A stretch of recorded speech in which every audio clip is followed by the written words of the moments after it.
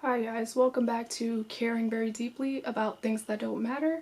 I'm your host Sunny, and today we are going to talk about something that is very close to my heart, unfortunately, and that is the Captain America trilogy, specifically Captain America Civil War. Before we get into this, I don't think it needs to be said, but just in case, this is my opinion. I know a lot of people love this movie. That's fine. I'm not making this to change anyone's mind. It's too late for that to even matter. This video is for me to finally get the closure that Marvel never gave me, and for anyone else who felt majorly let down by Civil War being the conclusion to the Captain America trilogy. This video is going to be broken up into 4 parts. Part 1, intro and background. Part 2, a brief recap of Civil War. Part 3, an analysis of Civil War. And Part 4, the impact that Civil War had in the MCU. I'll put timestamps so you can jump around if you want to.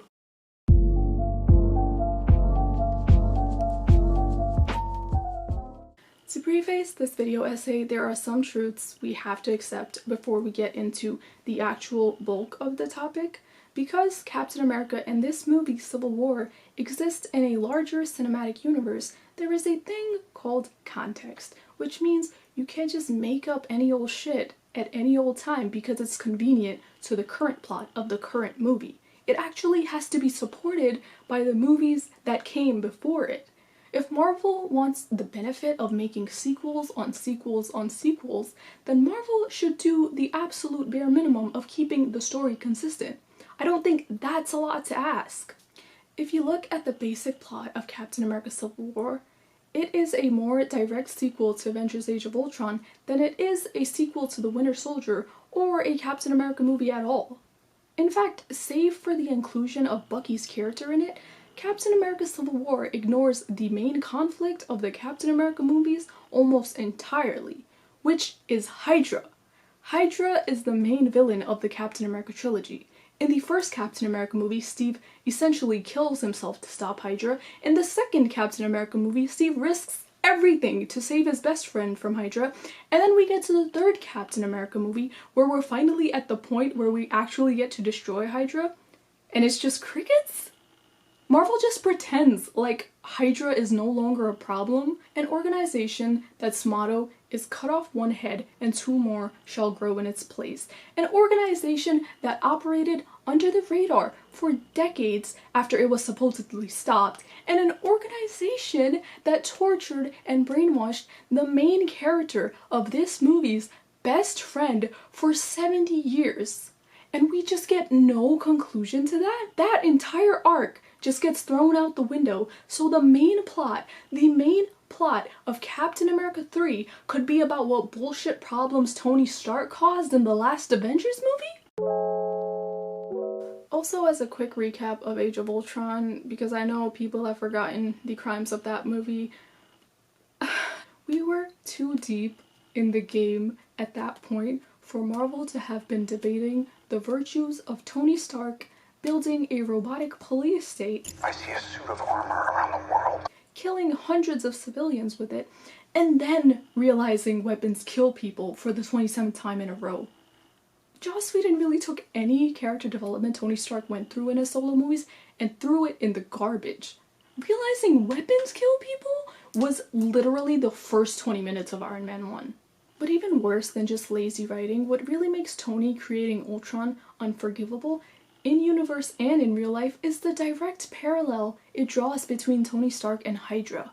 It's barely been a year since Captain America the Winter Soldier came out when Hydra tried to do the same half-baked bullshit that Marvel was now making Tony Stark do in Age of Ultron, but now acting like it was this complex moral conundrum that we can't possibly know the outcome of until we do it. Steve was presented with the literal same exact problem in The Winter Soldier, the same exact thing, and it was being presented to him by Nick Fury and being backed by S.H.I.E.L.D., yet Steve still saw through it and called bullshit. We didn't need to see a country get destroyed in The Winter Soldier to understand that a mass surveillance state is bad. There's no difference between Tony creating Ultron for a mass surveillance state and Hydra creating Project Insight for a mass surveillance state.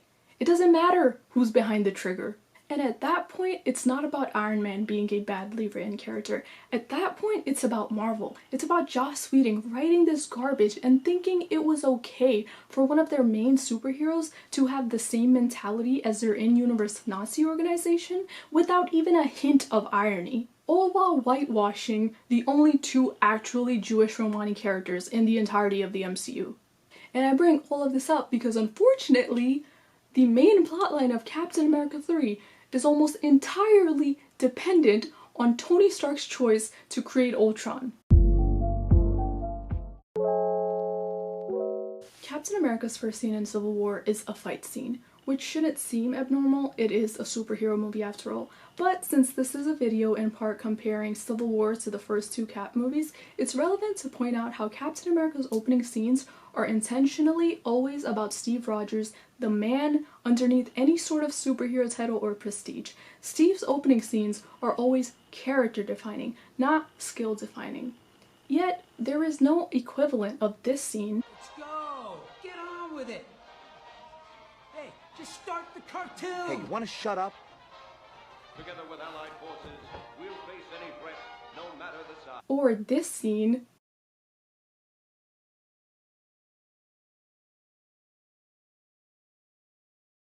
Need a medic?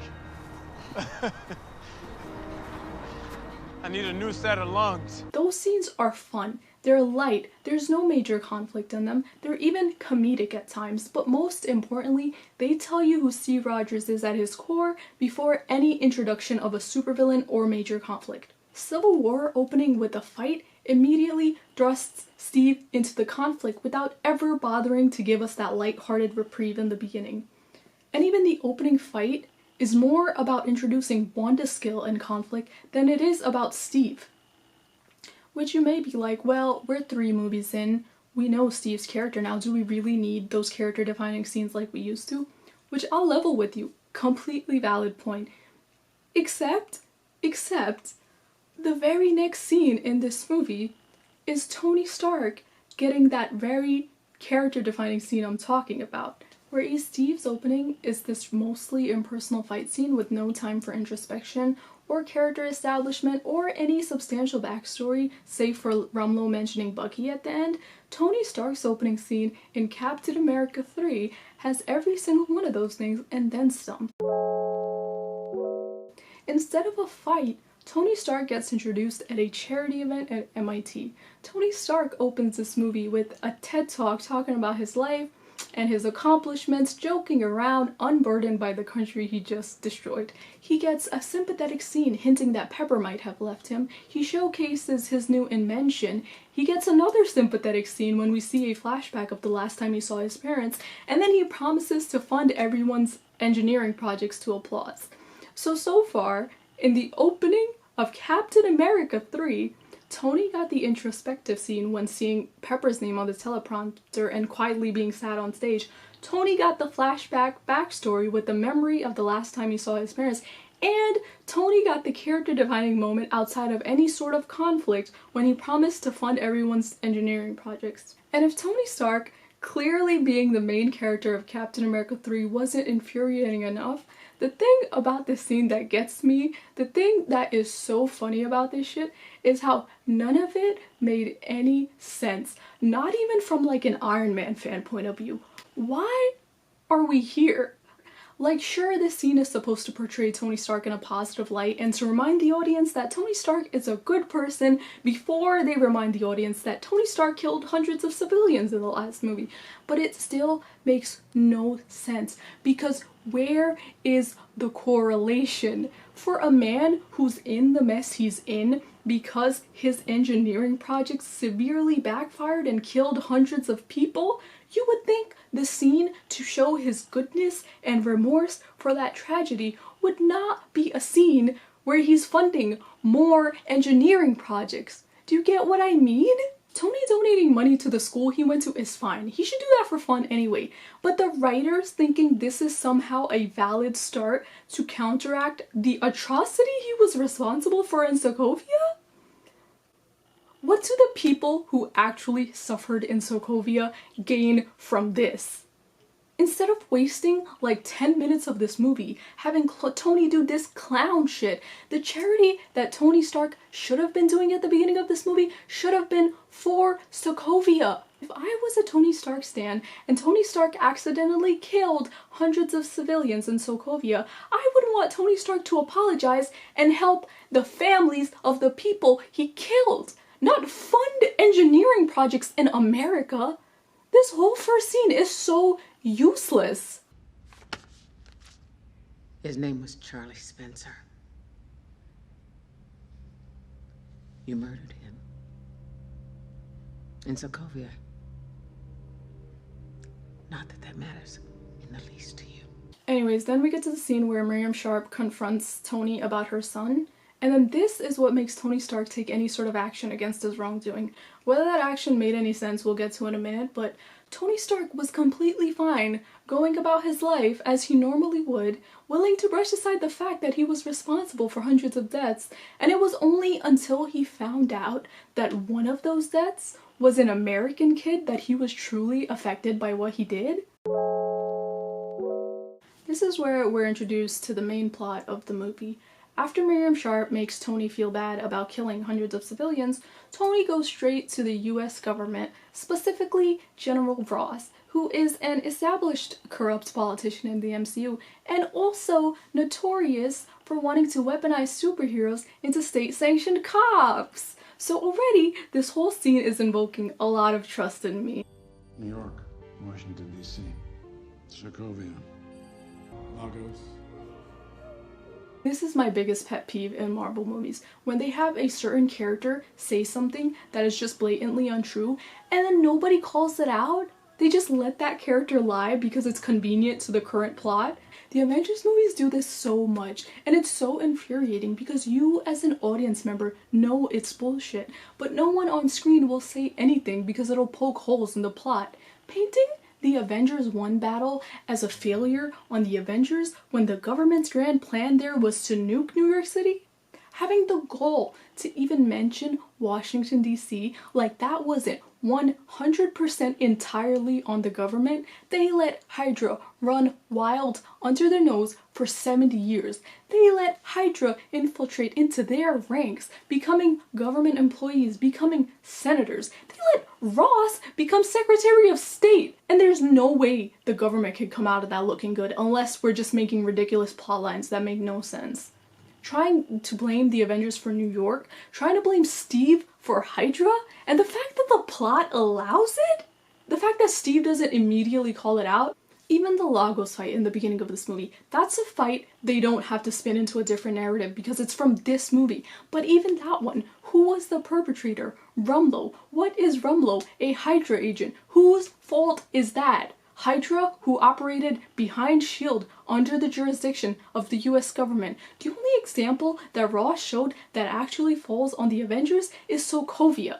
It's Ultron, and that doesn't even fall on the Avengers, that falls on Tony Stark and Bruce Banner. That was their invention. So once again, we're back to square one, where the main plotline of Captain America 3 revolves around Iron Man's guilt for creating Ultron.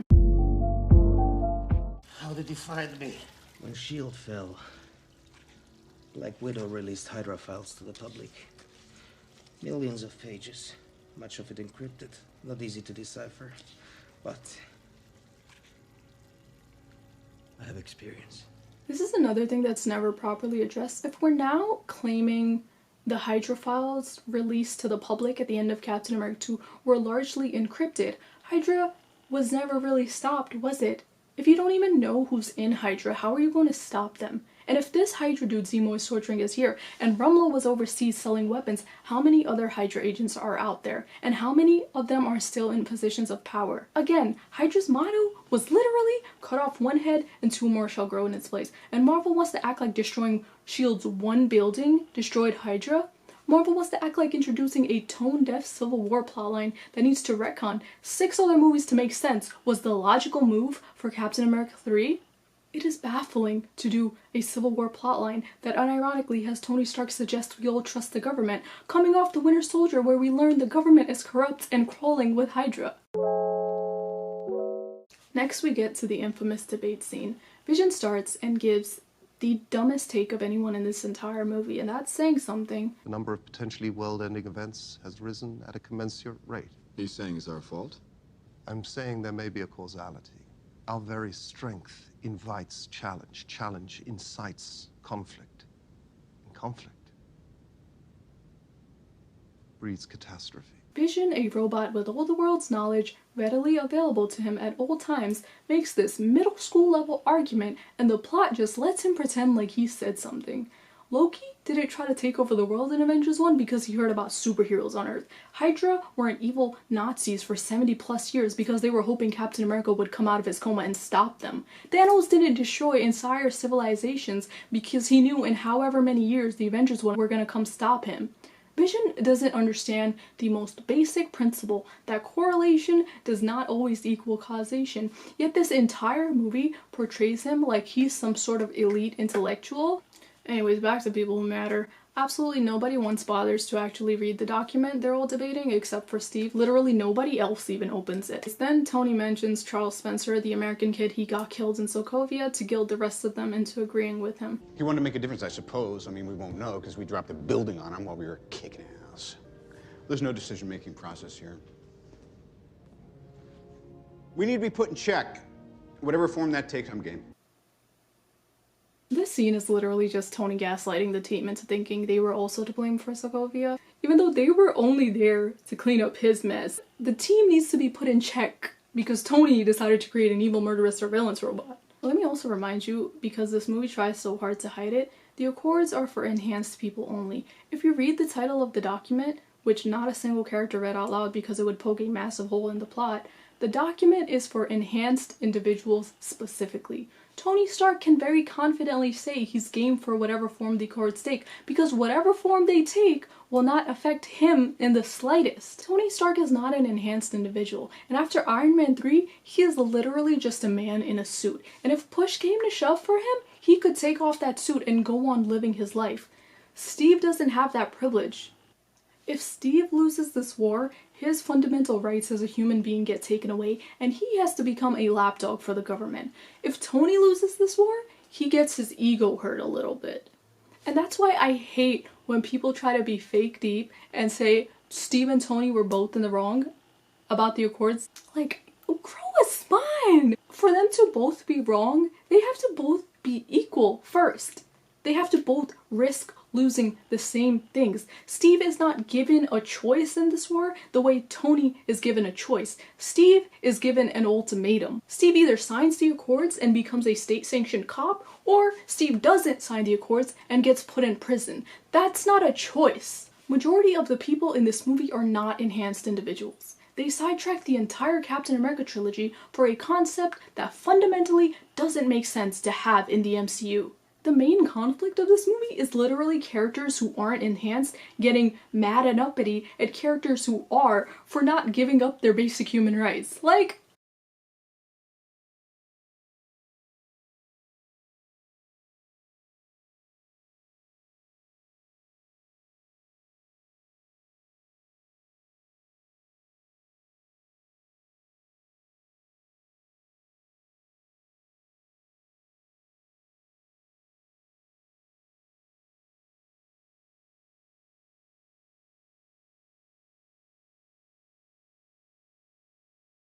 how is that even a good rebuttal? Steve is like, governments have agendas that can be corrupt, and I fucking know this because I've seen it firsthand twice. And Tony's like, well, the corrupt government is gonna force us to give up our human rights, so we might as well just give them up willingly. Like, where is the logic in that argument? Isn't the whole point of the Avengers to stop that?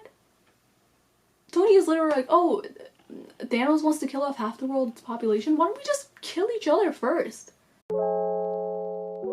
Anyway, now we get to the part of this movie that kind of vaguely starts feeling like a Captain America movie. Still not quite, but we accept crumbs when we're desperate.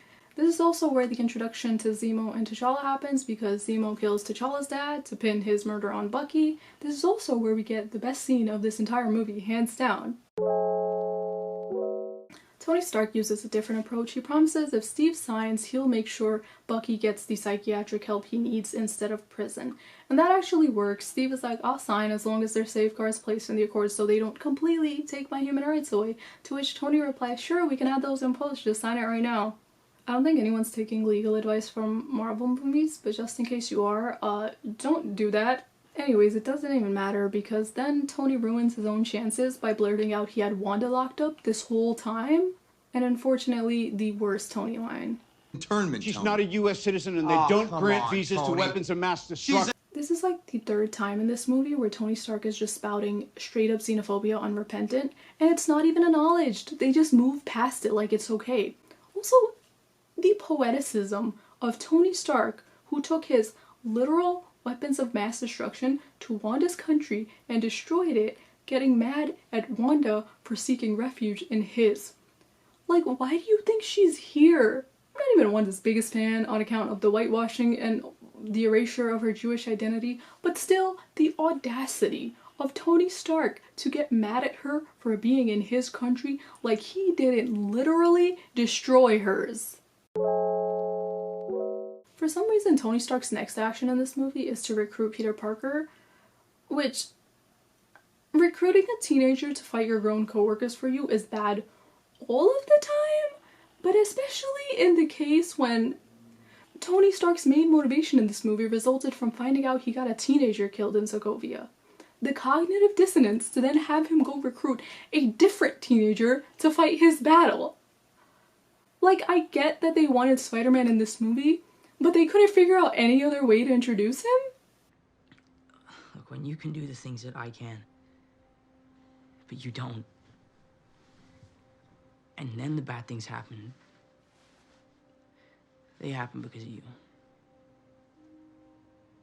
Also, not to start this again because it doesn't even matter anymore, but it's so sad how Peter Parker parallels almost exactly what Steve said about not being able to ignore a situation if it's headed south. And Peter and Steve have almost identical ideologies about looking out for the little guy and being the hero not for the government or corporations but for the people. Yet this movie manipulated him into being on team government, and his character in the MCU has not recovered to this day.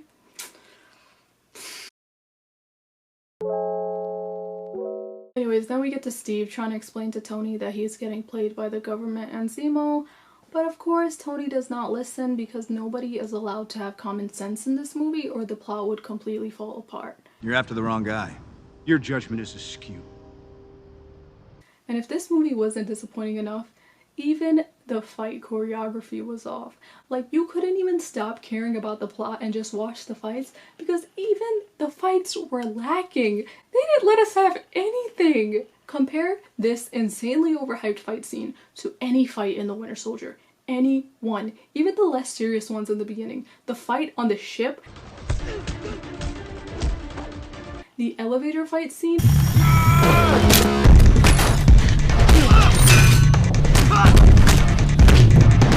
The highway fight scene.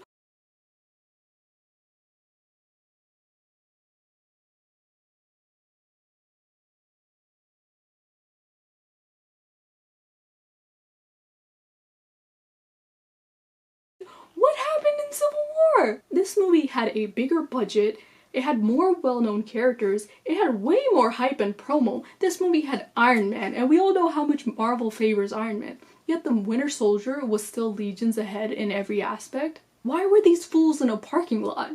And why did they keep doing awkward wide shots that made it look even worse? I feel like in Civil War, the few fights T'Challa had with Bucky were like the only ones worth watching.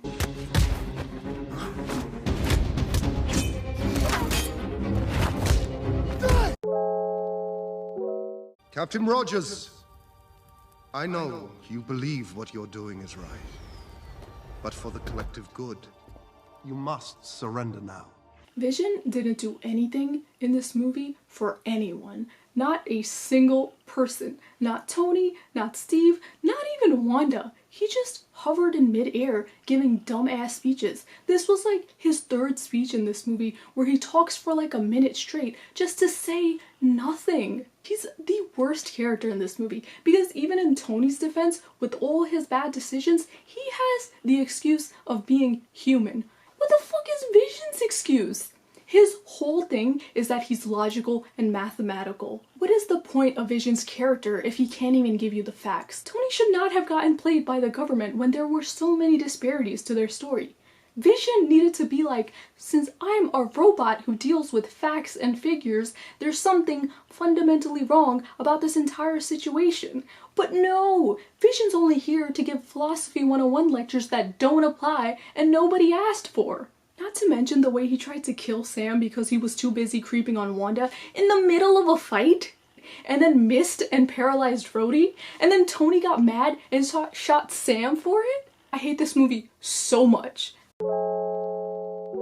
Anyways, then Tony finally finds out that Zemo was the real villain on his own. Not like Steve literally told him that in the last scene, but... And then Tony's next move? He goes back to Ross. He goes back to the government. And Ross does not care about Zemo being a threat because obviously, now that he has half the Avengers locked up, which was his goal the whole time, everything else is irrelevant to him. And Tony is still like, oh my god, you have to help. Like, bro, what is not clicking for you at this point? What is not clicking? Satellites, start facial scanning for this Zemo guy. You seriously think I'm gonna listen to you after that fiasco in Leipzig? You're lucky you're not in one of these cells. And then Ross is like, you're lucky you're not in one of these cells. To which I ask, why isn't he? He broke international law same as everyone else. He also kidnapped a kid, which nobody else did. So why isn't he also behind bars? Is it almost like the billionaire who isn't enhanced was exempt from the rules that were applied to everyone else? Who would have thought? Give me a break, Barton. I had no idea they'd put you here. Come on. Yeah, well, you knew they'd put us somewhere, Tony. Yeah, but not some Supermax floating ocean. And then Tony tries to defend himself to Clint, who is in a cell in a Supermax prison in the middle of the ocean, by saying he didn't know they were gonna get put in prison. Which, how is that a defense of yourself? You were forcing everyone to sign that document, and you didn't even know what was in it? You divided the Avengers and started this entire conflict over a document you didn't even read. Then the finale of this movie, the epic plot twist, the moment we were all waiting for. 2 hours and 30 minutes of this movie for the big bad villain to put on a video? They had 7 extra Winter Soldiers, and they killed them all so they could sit in that little cave and watch a YouTube video? A video that Zemo could have literally emailed them in the first 10 minutes of this movie and had the same effect. I'm so mad. And then instead of them letting Tony take a second to think, he acts on his impulses again. Don't get me wrong, Tony seeing his parents get killed and losing it is understandable, but the problem is Tony loses it at every instance in this movie. So by the time the finale rolls around, it's not shocking anymore. It's repetitive. It's boring. Literally just 15 minutes before this, Tony impulsively starts a completely unnecessary fight that gets his best friend paralyzed by his own team. And now we're at the end, and it's just a repeat of Tony impulsively starting a fight he can't finish. The final battle would have hit so much harder if Tony didn't start the airport fight and instead listened to Steve about Zemo being a threat. The airport fight should have been started by an external factor, not Tony. It would have been so much better if Tony was rational during the entire movie and then lost it at the end. That would have been an actual shocking finale. That would have actually hurt Steve's character. But this? Tony making terrible decisions and losing it every 15 minutes? It's boring. It wasn't him, Tony. Hydra had control of his mind. Move! It wasn't him! Everything that happens in this movie was for this scene to go down. All the promo, all the hype, completely fucking over Captain America 3 and turning it into a Civil War. It was all for this fight between Captain America and Iron Man. And it was not even worth it. Because at the end of the movie, it's stale. Nothing about it is new. And the movie's pretty much over after this. Steve apologizes to Tony for not telling him about the Winter Soldier killing his parents, which I can't imagine why he'd keep that from him considering he took it so well. Tony does not apologize for a single thing, despite causing 90% of the team conflicts in this movie, and selling the team out to the corrupt government, and getting the team imprisoned for the same laws he was also breaking, but I guess whatever. I do love the prison break scene though. Almost makes up for the fact that even at the very end of this Captain America movie, the emotionally charged scene was once again given to Tony Stark. And in the end credit scene, it's finally revealed that Bucky goes to Wakanda to heal because T'Challa offered to help him. You know that one thing, that one piece of information that was actually relevant to Captain America's storyline? Yeah, that was in the end credit scene. After. The way the MCU was set up from the start, Captain America and Iron Man fighting was not really this huge shocking ordeal that Marvel was trying so hard to pretend like it was for the hype of this movie. You can't just be like, oh my god, Captain America and Iron Man have had a falling out if you never wrote them to be friends in the first place. Steve and Tony were never written to be good enough friends for a fight between them to feel like anything deeper than just a fist fight. Just compare the emotional impact of Civil War's final battle, where Steve is forced to fight Tony to stop him from killing Bucky, to the emotional impact of the Winter Soldier's final battle, where Steve has to fight someone who was actually his best friend. These scenes are not even remotely on the same level. When Steve drops his shield and helmet in the Winter Soldier because he would rather die than continue to fight his best friend, that he would risk killing himself on the off chance that maybe that would trigger a memory for Bucky. And then Bucky breaking through 70 years of Hydra brainwashing and torture because his best friend spoke one line to him. And then for Marvel to pull up in Captain America 3 and look me in my eyeballs and tell me Steve and Tony's relationship was on that level too? Please! I know it's fun to say the Avengers are all best friends and they live in Avengers Towers together, but let's not give Marvel credit for dynamics they never set up. Dynamics they refused to set up. It would have been fun if the Avengers were written like a found family. The Civil War plotline being this dramatic would have made more sense too. But they weren't, because from the very start, Marvel, namely Joss Whedon, loved the idea of conflict in the team way more than found family or friendship. The Accords were meant to be the main plotline of this movie, but they were kind of just abandoned like halfway through. We got like 5 minutes of actually debating the Accords, and then the rest of the movie is just them dancing around what the Accords actually are. How is going to the government even an option after the Winter Soldier? The same government that let Hydra infiltrate them at every level? Nobody at Marvel thought, hey, maybe we don't do this plot right after the movie in which we found out the government was infested with Nazis? Not to mention the man Tony personally went to write the Accords was established as corrupt, tortured Bruce Banner, and has a personal grudge against enhanced people. And on top of that, like that wasn't enough, the Accords were only for enhanced people. They don't even apply to majority of the characters in this movie. Enhanced people registration done by a government that had Nazis on their staff in the last movie, written by a man who has a known personal agenda to turn all superheroes into state-sanctioned cops. And this is known information before you watch the movie. I'm gonna ask you all a fair question. What did Zemo do successfully? I'm not talking about what the narrative lets him take credit for at the end. I'm talking about what his actions actually amounted to in this movie. The Avengers were already on opposite sides before Zemo showed up and did anything. And despite Zemo getting credit for it, it was actually Miriam Sharpe telling Tony that his robots killed her son that actually sparked the Civil War. Not Zemo. In fact, let's go over Zemo's evil genius plan. Zemo gets facial prosthetics to impersonate Bucky so he can blow up a UN meeting that would kill T'Challa's father, so he can then pin that murder on Bucky based on blurry surveillance footage, when the whole time he had actual video footage of the actual Bucky murdering Tony Stark's parents.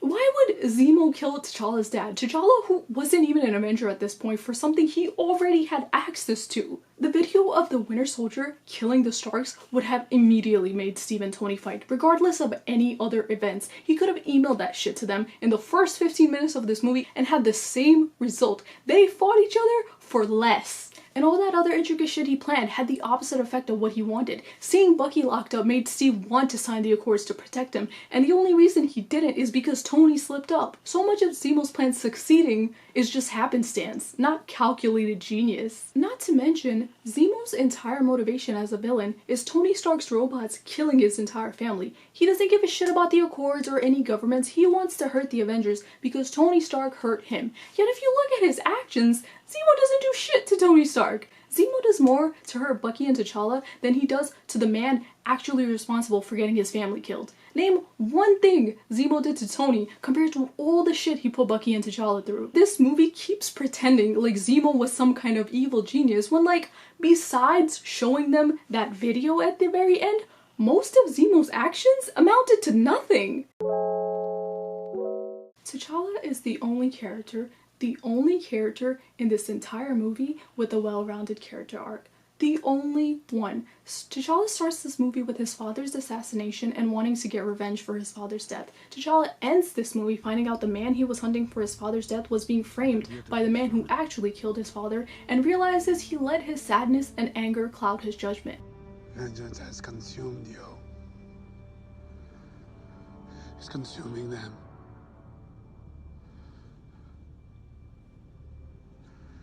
I'm done letting it consume me.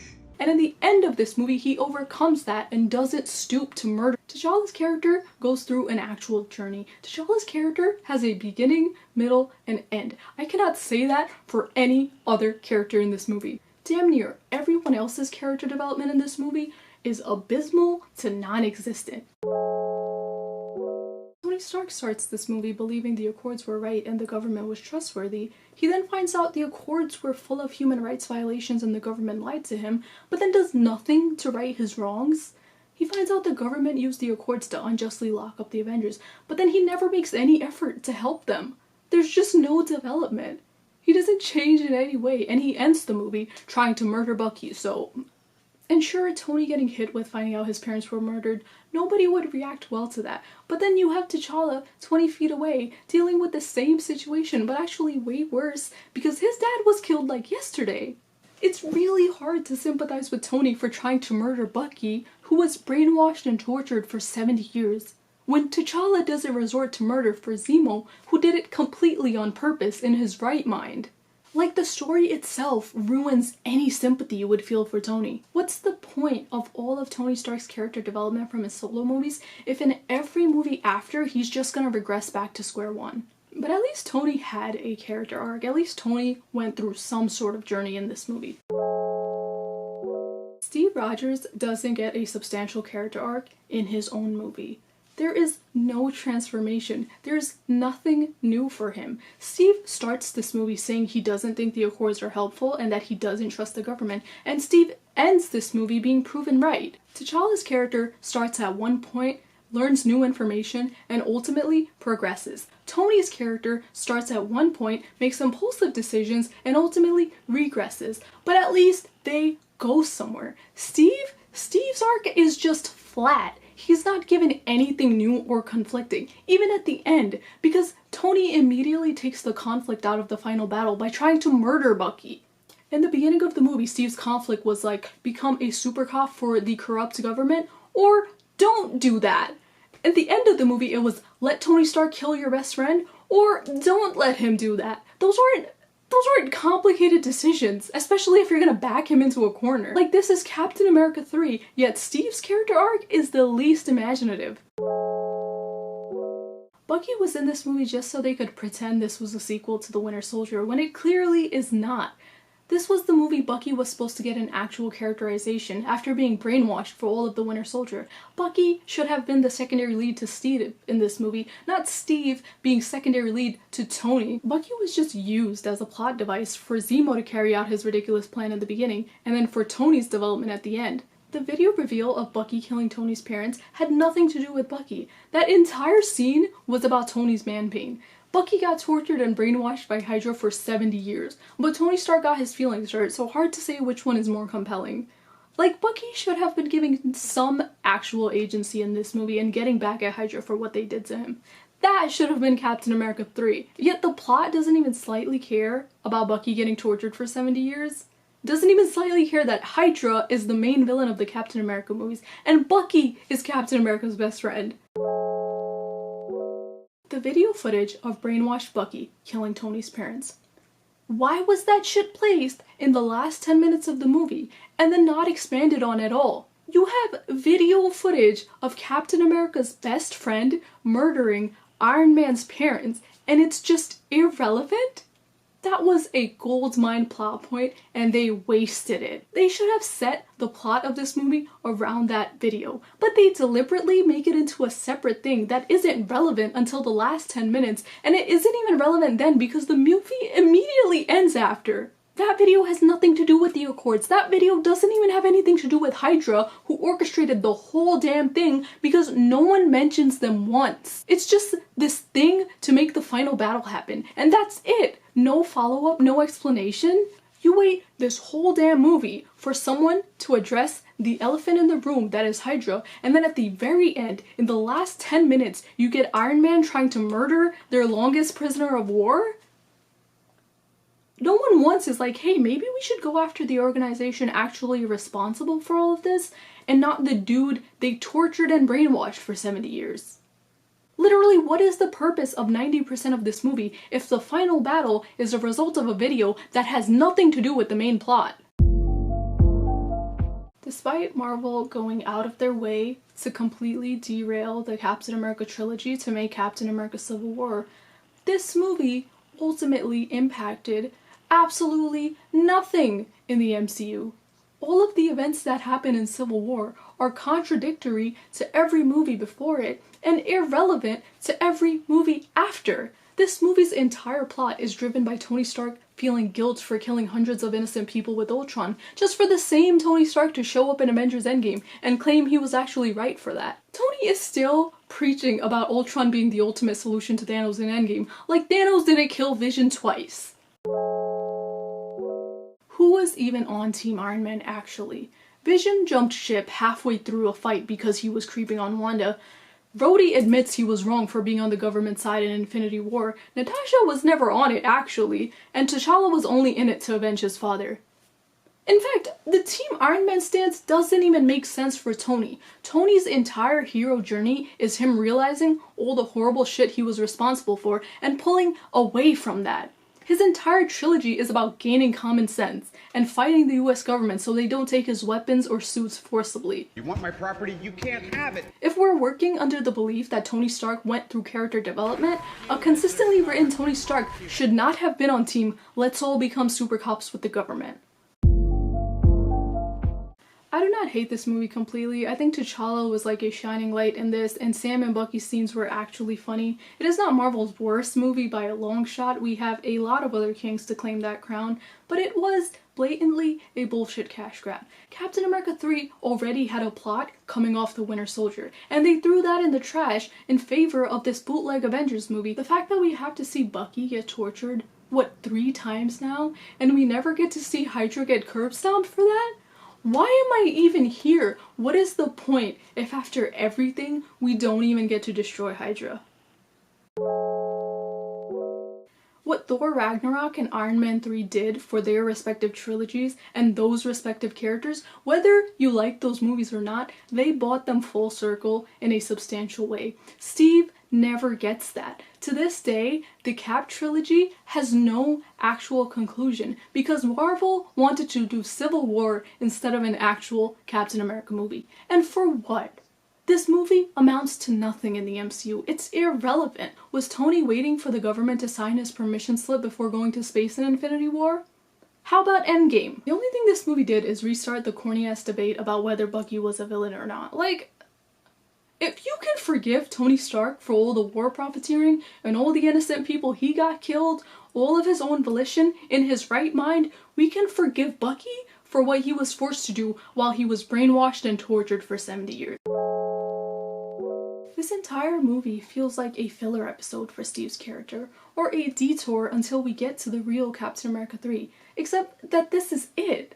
Steve got no flashback or backstory in his own final movie. Tony got 2. To this day, we know nothing about Steve's family besides his mom's names. We know nothing about his upbringing at all. We didn't even get any Steve and Bucky flashbacks, which you would think would be relevant to this plot. We got no new dilemma like in The Winter Soldier when Steve finds out his best friend was brainwashed by Hydra. We get nothing new at all for Steve. Civil War takes place of what should have been a real Captain America movie, a real sequel to The Winter Soldier, an actual cohesive ending to Steve's personal arc, and an actual conclusion to the Hydra plot. Not a throwaway line claiming they were all just defeated off screen. And the fact that it wasn't, the fact that Tony Stark got more lines than Steve did in his own trilogy's conclusion, the fact that Steve's final movie was more Avengers 2.5 than Captain America 3, the fact that the Hydra and Winter Soldier conflict was sidelined to talk about Ultron? And the fact that to this day, Captain America's trilogy has no actual conclusion, just a shoehorned Civil War plotline where it doesn't belong, I am literally gonna die mad about it. Thank you for watching. Genuinely, if you watched this entire thing, thank you so much. Please comment anything, even if it's just to curse me out for criticizing Civil War.